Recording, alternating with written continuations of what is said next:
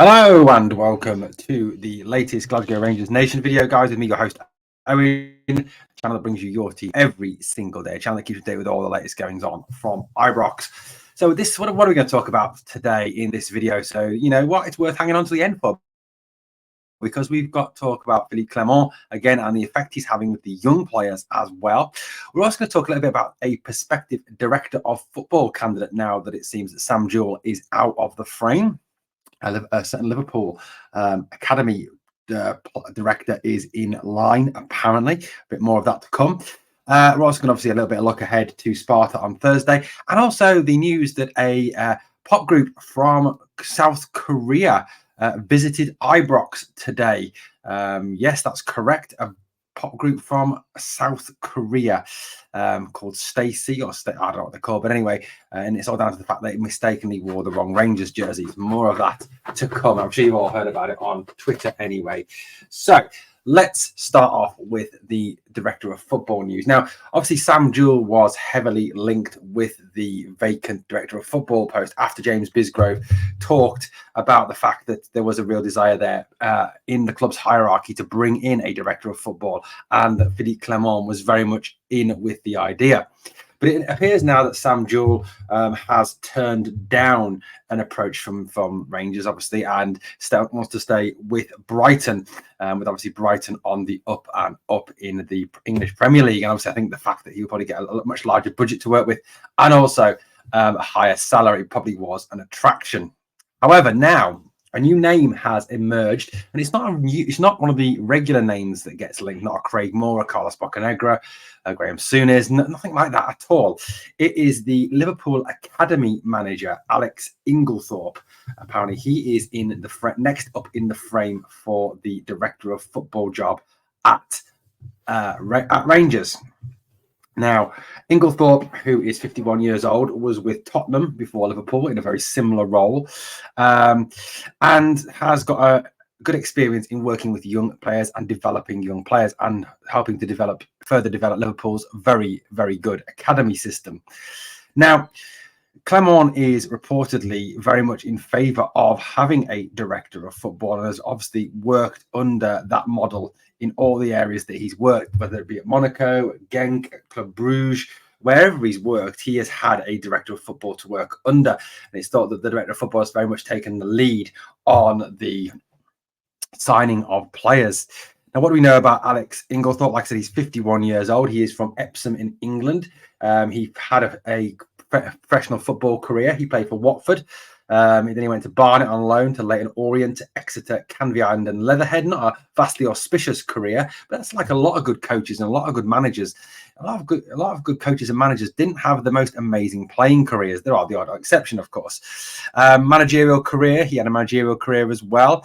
He was with Leatherhead, then Exeter between 2004 2006. He was in charge of Tottenham's youth system between 2006 2012.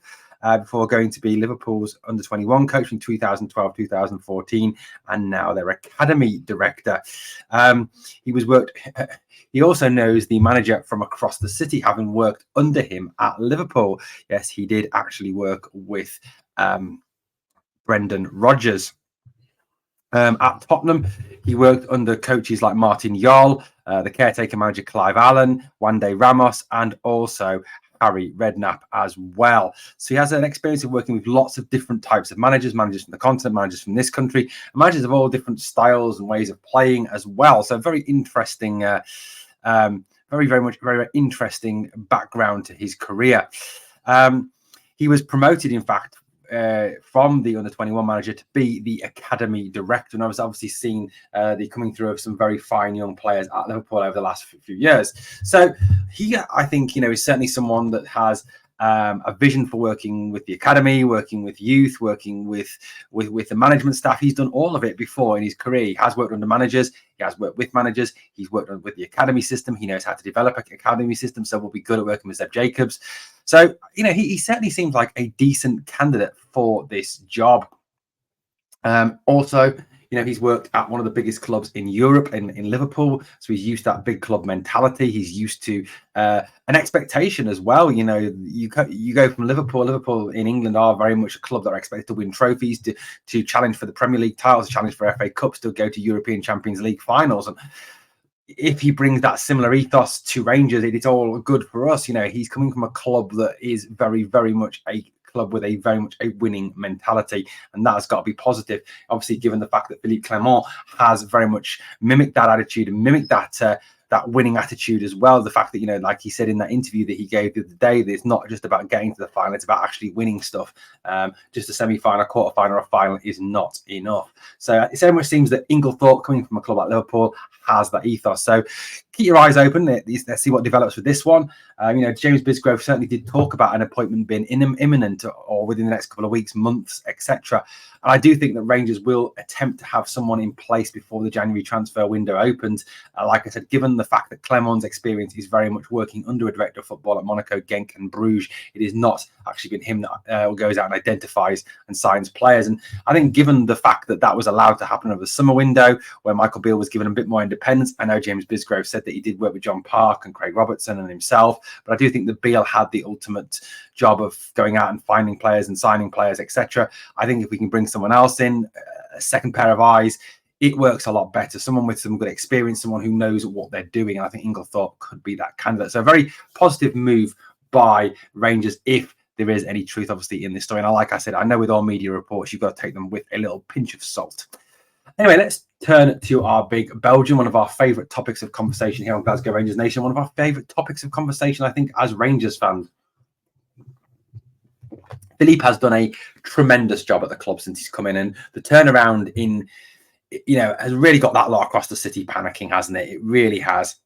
You can see the meltdown beginning. You can see them getting worried about the fact that he seems to have got this team very much organised in a structure, playing with an energy, playing with an enthusiasm, playing with a bit of oomph behind them. And it seems that even the players in the B team and the under-18s and the 21s have been gushing over our new Belgian boss.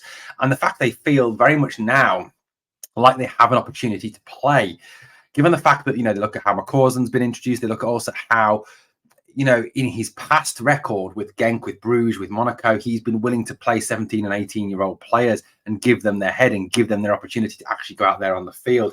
So, he is definitely a man who has impressed at all levels. Now, Rangers youth prospect, a very talented man, Cole McKinnon, has been talking about Phillipe Clement and has said that he's very excited to see what his career, what his future holds, and the future of a lot of his young teammates holds under Clement.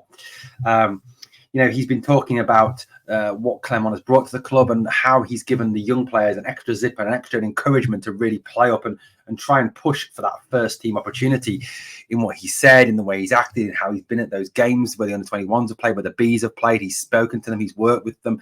He's got himself involved with them, and McKinnon says obviously that's been part of what has really given the young lads that encouragement to think there's every opportunity, that there is now a clear pathway between youth team and first team. McKinnon said, I got the chance to go away with the first team when Michael Beale took me to their pre-season camp in Germany. In my own head, I thought another loan option was probably the best idea, but he seemed to think I did quite well out there. That was his decision to keep me. I'm happy with that decision. I felt very good about myself that someone like him thought I'd done well in the few weeks he'd seen me, talking about Michael Beale, of course. I was around there training for a wee while, and obviously the new manager coming in, he loves the young lads. I think we've seen that from previous clubs, so I think the decision made was a good one. We can see what happens between now and the end of the season. He talked about the fact that himself and Bailey and John Lee and Adam and Leon all, are hopeful they can get opportunities to play. He said you've seen him say a lot of the time that it doesn't matter. The age doesn't matter. As long as you're good enough, you'll get your chances. Ever since he's come in, the boys have taken a step up. They're 100% ready every single day. So it seems that ethos, that attitude that seems to be pervading the first team squad in terms of the way they've really picked up their efforts and played over the last few weeks, few months, against the Hibs, against Hearts, and even to some degree against Sparta. You've seen a real step up in attitude, a real step up in caliber of play, and that seems to be funneling down even to the B team and to the under-21s, the under-18s as well, and that everyone, you know, right throughout the structure feels that they have an opportunity. That that blank white page that he talked about for every single one of them to get the opportunity to impress and to play for Rangers in the future. And it's fantastic to see. Look, I would love to see some more young lads come through. I'd love to see McCausland get more of an opportunity. I'd love to see Zach Lovelace when he's fit again. And I brought you a video earlier updating you on Zach's condition. You know, Zach is out till January, and I'd love to see Zach back and playing, because I thought Zach was fantastic against St Mirren, and I think he's got a lot to offer. I think that Phillipe Clement sees that he's got a lot to offer. I think that Bailey Rice has. I mean, I think that Adam Devine has. I think there's a lot of those young lads who could come in and do a very good job for this team.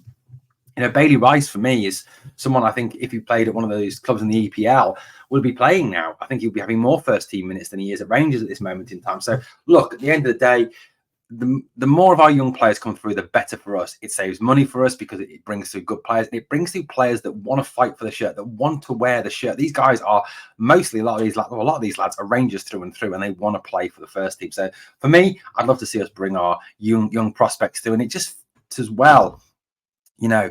Yeah, and I know there's players that aren't Rangers. I know there's some that come from Millwall. If anyone shoots me down over that, but it's just great, isn't it, seeing someone who's come through your youth system and grown up in your club and then goes out there and plays on match day and scores or has that fantastic last-ditch tackle for your team, and they've come through your system. There's just something extra special about that over obviously a player that's been signed for £5-6 million. Anyway, we obviously build up towards the Thursday game. We are obviously live streaming it here on the channel, so please come and join us for that as Rangers play Sparta Prague at Ibrox.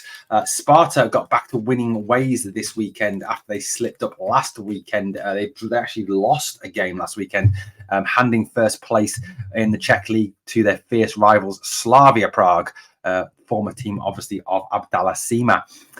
Slavia won at the weekend, so got back to winning ways, and I think we obviously that will put them in a very positive frame of mind coming to Ibrox on Thursday night. But you know, you look at how we performed over the last couple of games against Dundee and in the second half against Hearts. You know, we need to bring that same passion, that same intensity, that same speed of play, that same caliber of play to that game on Thursday night. And if we can do that with the Ibrox atmosphere, I've got no doubts in my mind that this is an eminently winnable game for Rangers, and a game that we really do need to win, given the fact that, you know, it is very, very tight in that group as we speak. You know, a defeat would be not fatal, but would not certainly not help us. And I don't want to end up in the Europa Conference League, an absolute joke of a competition. So look, I think we've got every opportunity, despite the fact Sparta are back to winning ways. I think with the caliber of football we're currently playing, if we play with that intensity, the speed, I think they'll find it hard to live with us. And certainly I think, you know, in the game in Prague, when we brought Danilo on in the last 20 minutes, there was a change in momentum. And I think that same change in momentum is something we've got to hold on to and take into this game on Thursday night.